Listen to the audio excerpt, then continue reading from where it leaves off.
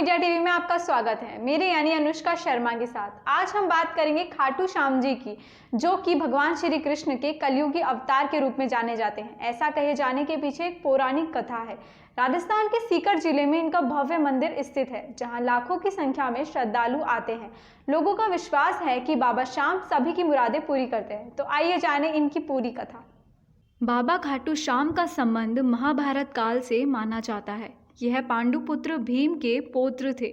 ऐसी कथा है कि खाटू श्याम की अपार शक्ति और क्षमता से प्रभावित होकर श्री कृष्ण ने इन्हें कलयुग में अपने नाम से पूजे जाने का वरदान दिया। लक्षाग्रह की घटना में प्राण बचाकर वन वन भटकते पांडवों की मुलाकात हिडिंबा नाम की राक्षसी से हुई। यह भीम को पति के रूप में प्राप्त करना चाहती थी।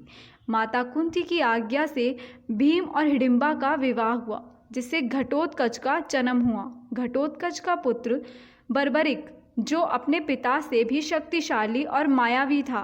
बर्बरिक देवी का उपासक था। देवी के वरदान से उसे 3 भव्य बाण प्राप्त हुए थे, जो अपने लक्ष्य को भेद कर वापस लौट आते थे।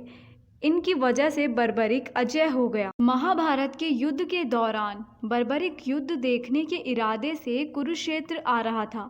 श्री कृष्ण जानते थे कि अगर बर्बरिक युद्ध में शामिल हुआ तो परिणाम पांडवों के विरुद्ध होगा। बर्बरिक को रोकने के लिए श्री कृष्ण गरीब ब्राह्मण बनकर बर्बरिक के सामने आए। अनजान बनते हुए भी श्री कृष्ण ने बर्बरिक से पूछा कि तुम कौन हो और कुरुक्षेत्र क्यों जा रहे हो। जवाब में बर्बरिक ने बताया कि वह एक दानी योद्धा है, जो अपने एक बाण से ही महाभारत युद्ध का निर्णय कर सकता है।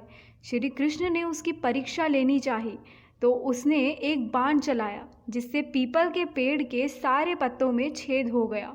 एक पत्ता श्री कृष्ण के पैर के नीचे था, इसलिए बाण पैर के ऊपर ठहर गया। श्री कृष्ण बर्बरिक की क्षमता से हैरान थे और किसी भी तरह से उसे युद्ध में भाग लेने से रोकना चाहते थे। इसलिए श्री कृष्ण ने बर्बरिक से कहा कि तुम तो बड़े पराक्रमी हो, मुझ गरीब को कुछ दान नहीं दोगे।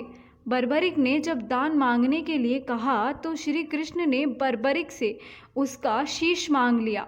बर्बरिक समझ गया कि यह ब्राह्मण नहीं है, कोई और है, और वास्तविक परिचय देने के लिए कहा। श्री कृष्ण ने अपना वास्तविक परिचय दिया तो बर्बरिक ने खुशी खुशी शीश दान देना स्वीकार कर लिया। रात भर भजन पूजन कर फाल्गुन शुक्ल द्वादशी को स्नान पूजा करके बर्बरिक ने अपने हाथ से अपना शीश श्री कृष्ण को दान कर दिया।